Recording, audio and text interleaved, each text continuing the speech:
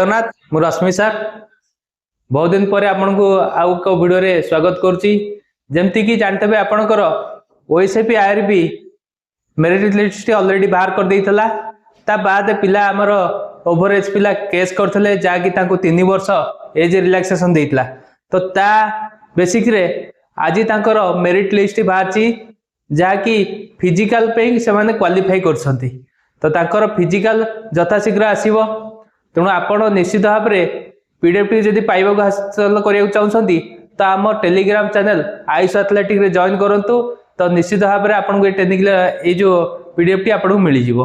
तो बहुत पिला अपेक्षा करते जे आपण केस करिकी जे आमको एज रिलैक्सेशन दब ता सहित आम फिजिकल करूँ। तो बहुत शीघ्र आपणकर आसे बर्तमान physical running 1606 minute, high jump 4.5 foot, lung jump 13 foot. तो आसी जाइए आप निश्चित भाव में प्रैक्टिस करंतु, जोरसोर प्रैक्टिस करंतु।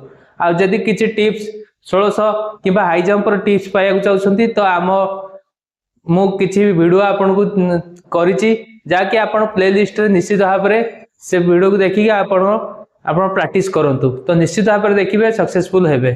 तो आगो को वाईएसएफ मध्य बाहरिबो ता पे मध्य प्रिपरेशन होंतु।